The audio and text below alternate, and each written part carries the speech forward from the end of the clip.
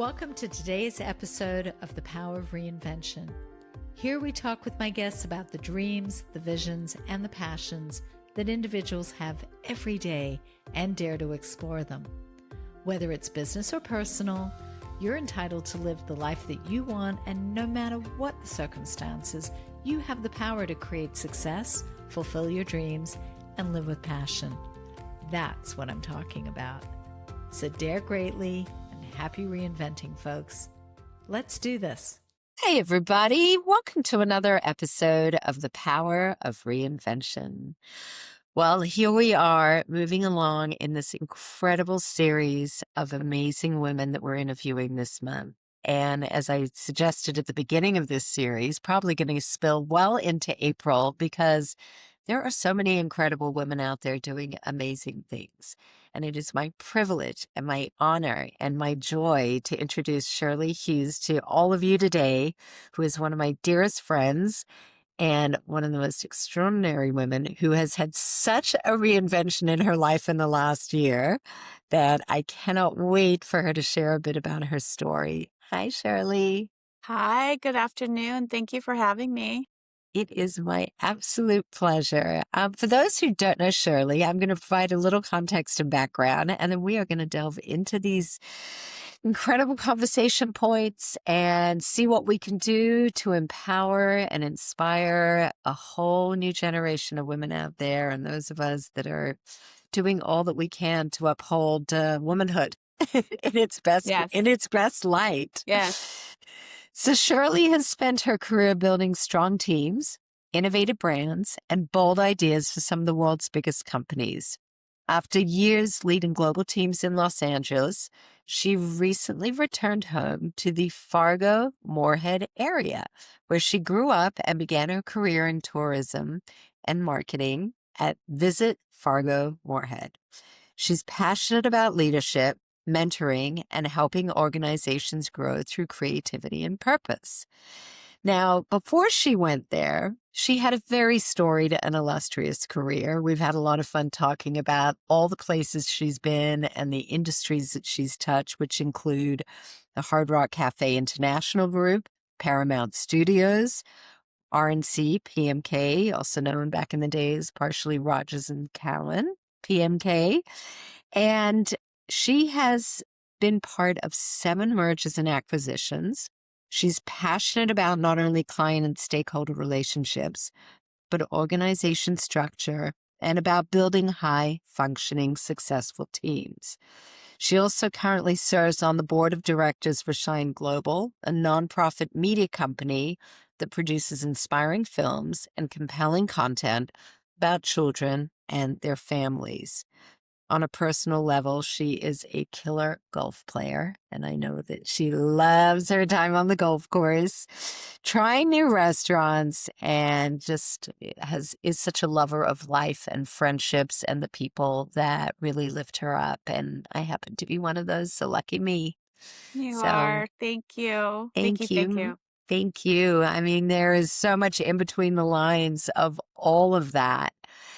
And I would love to start with one of my favorite questions, and I think when you and I did an interview many, many years ago, we probably touched on this one question, which sometimes the answer is different based on where you are today, which is, who is little Shirley?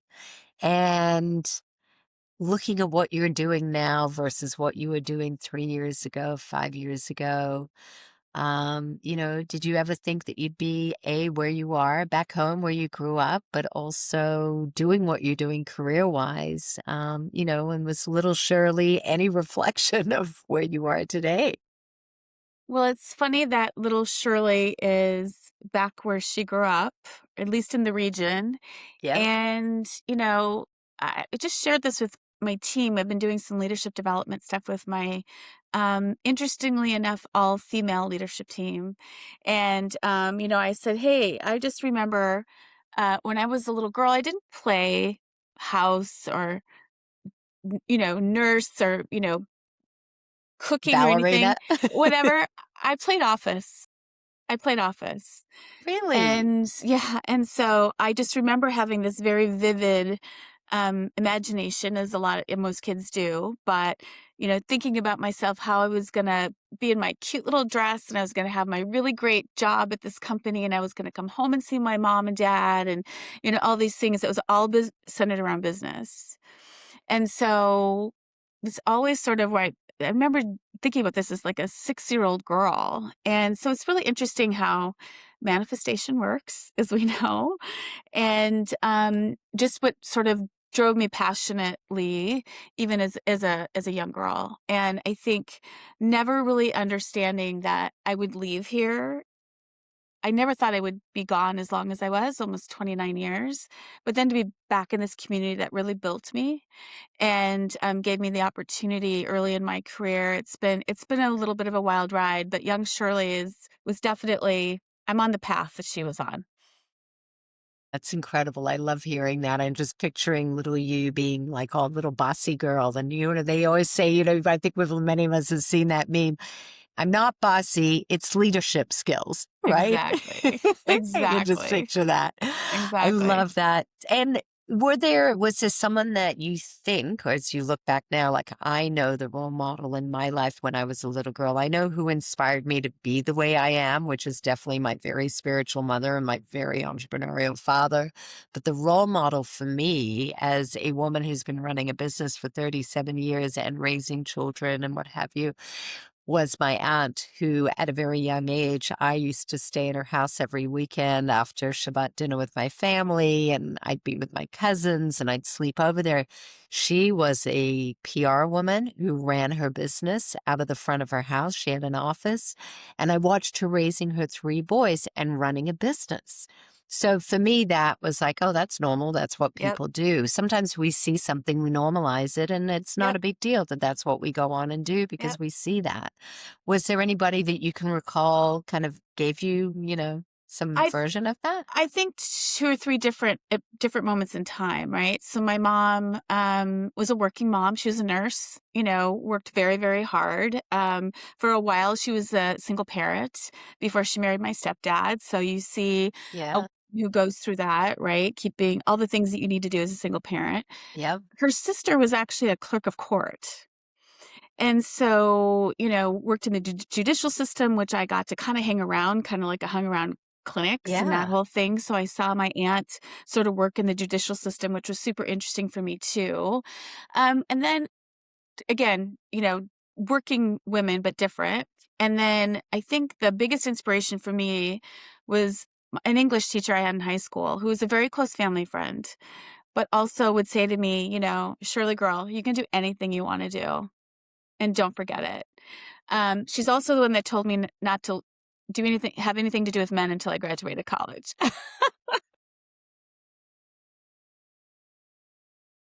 So, I might have taken that a little bit far getting married later, but Yeah. anyway, so, That's she cute. was just, it was just interesting in different moments in time, I think, obviously, but those were very from like, say 1 to, 18, but at least especially the first, sort of 12 to 15 years, those 3 sort of role models, especially. Yeah. And then you showed up in the big city. You end up in LA. You end up working in the Hollywood The industry. Hollywood. The Hollywood industry. Would you say that at the time it felt more male-oriented than female-oriented at the time? Were you aware at all of that? Were you sort of fighting the system because you were a woman versus a man? What was that experience from your perception at the time? Yeah, I think when I first got there, I was very intimidated just by LA itself. Working for Hard Rock Cafe when I moved there was sort of a soft landing because it was tangentially entertainment, which the whole city is, right? Very much music scene, which was great. And that was sort of a different corporate sort of structure at the time, very, it's rock and roll, right? Very different than it maybe is now. But what I did, it was a very different time in LA and in Hollywood then than it is now. And then I think when I went to Paramount is when I really realized, okay, now I see where the power really sits here. Even though Sherry Lansing was the head of the studio at the time, Yes, she was. it Yeah. was still just such a different world. than it is now. And I think, um, and I've been honest about this before. Sometimes I even, I think women aren't supportive of one another sometimes, You're right. for Sometimes it can actually be even worse, as we've insecurity or heard. Yeah. whatever it is, Yep. right? Yep. And I Or experienced some of that. threatened. They feel Yep. threatened. Yep. I experienced some of that when I first got to LA, probably the first few years, and I think that was hard for me. But at least everybody, we find our way and we find our people. But yeah, it's definitely very, very different now than then, and kind of good and bad both ways, quite frankly.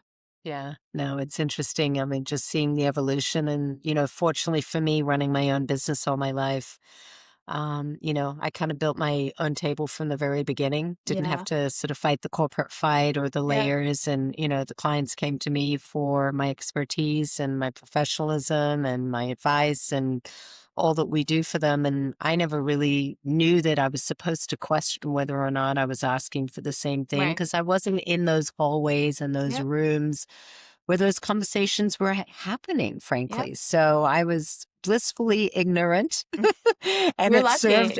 served me very well. And it Yeah. wasn't until later where I was like, really? You guys are having Yeah. these issues? And, Yeah.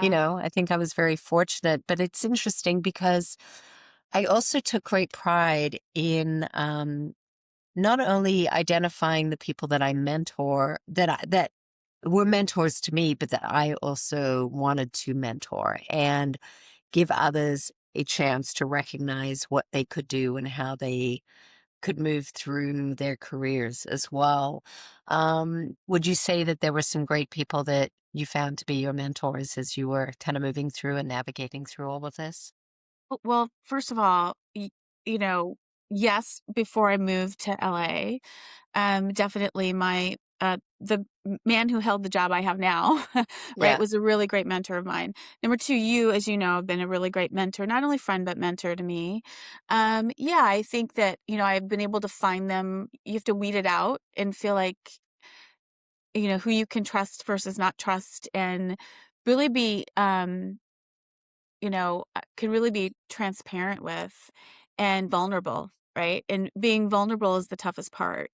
And I think one of the things I love about being the age that I am now and the experience that I have is I'm vulnerable all day long, because I don't, none of us really know at the end of the day, and can sort of lead from that with also being reassuring, right? Like, I know what we're doing, but at the same time, it's okay to be that way. And because that's what life is about. And again, just having sort of transparent leadership is super important for me as well.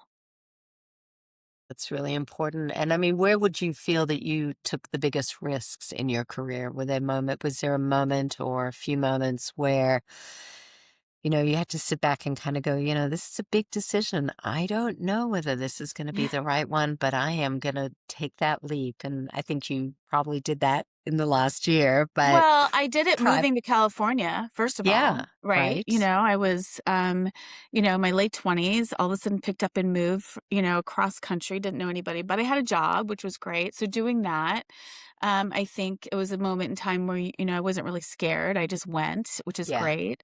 I think, I took there's a lot of, I was just talking about this with someone today, that you take jobs sometimes that you're not qualified for. And the people that hire you, if they do that, they Yep. know, but they're They going to know. give you a chance. And, that's what I love being able to do. And then obviously, being in the entertainment industry so long, it was safe for me because it's where my relationships were. It's, the people that I knew.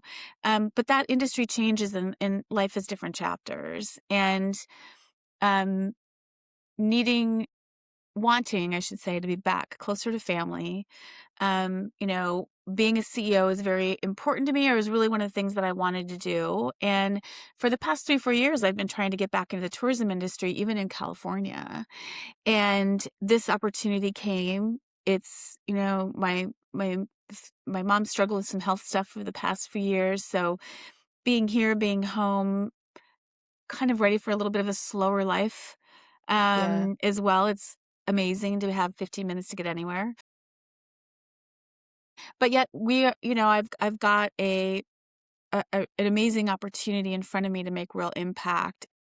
picking up and going, oh my God, I'm really moving back across country again. You know, I was married this time, changing my husband's life and all those things. But I can say right now, it's one of the best things I've done. Just like moving to Los Angeles was the best thing that I ever did for me personally, as well as for my career. And again, it's a chapter. It's So amazing. we have lots of chapters, and this is the And we chapter. are at, lots of chapters, but also lots of parts of ourselves Yeah, that we get to honor and challenge yeah. and really grow and stretch. And it feels like you're really connecting with a lot of that in what you're doing. Um, Something that I know you've done, which is extraordinary, and there's not enough of us out there doing it, is you have become an angel investor in women's businesses. Talk to me a little bit about that. Why was it important for you? How did you identify where you felt it would be a good idea to lean in and support some of the work that you saw that we're doing? You're a part of some incredible women's groups, women's Yeah. organizations. You learn a lot, you share, you provide a lot. Tell me a little bit about that work that you're doing. So that, you know, I learned this lesson. I spent a lot of time in my life, even though I didn't seem like it on the outside, very intimidated about the rooms that I belonged or didn't belong in. And I think I finally got to the point where I was like, "Oh, I wanna be in that room. Yeah, I wanna be in that room." And I think that's what opened up opportunities for me through people I knew or connections or that you to be in those rooms to have those opportunities. And then you can go, "I wanna do this," or "I wanna do that," or "I don't wanna do that." For me, the investing I've done has been in women-owned businesses, supporting female issues. And so that's been fun for me. I've learned a lot. I had no idea how that was gonna work. Little did I know that it was gonna teach me a lot that I needed when I worked for a startup for a while, because I really understood the VC and private equity area, which I needed to know for the time that I had in that role. But it's been really fun. It hasn't I've met so many incredible women, that way, people in general, been exposed to things I never thought that I could, and, just stepped out of my comfort zone, in a different way, than I had ever had before. And so it's been fun. I wish I had time to do more of it, but I don't right now. But the people that I've met and that I've been able to draw upon for other things in my life, those connections have been invaluable. And I think it sends such an important and powerful message to the community as we look at women trying to launch companies and seeing female investors standing behind them, because we know that the percentage of investors in the female led businesses is just Yep. sadly so low. Yep. And just to see that kind of support is huge because, it's really important for the industry. Um, is there some advice that you would like to share with the women coming up behind us that are looking to make their way in the world that you feel you wish you had known sooner? That- I mean, I think follow your intuition, your gut, right? It's something I've had to learn to listen to, and it is real. And don't take too long to make decisions because you can overthink everything, and sometimes you just gotta go. And you could be wrong. It's okay. Everybody makes mistakes, or that. I think it's just to trust your gut. And part of moving fast is trusting your gut, right? So I think that's part of it. And I think force yourself also, and goes back to my earlier point, you belong in any room you want to be in. And even if you don't feel comfortable, force yourself to do it. I even to this day, I'll be like, oh, because not to get a little woo woo, but Go ahead. come on, Woo come is on, good. my little spiritual supporters. Let's go sit on my shoulder. We're gonna walk into this room, and you got me. You know what I mean? And Yeah. it's gonna be okay. Just there's no place we don't belong. Some are less fun than others, but that's Yeah. okay. But You learn yeah, a lot from you all of learn, it. you grow, Yeah, you yeah, evolve. And, yeah. the funny thing is we well know everybody else in the room feels the same way.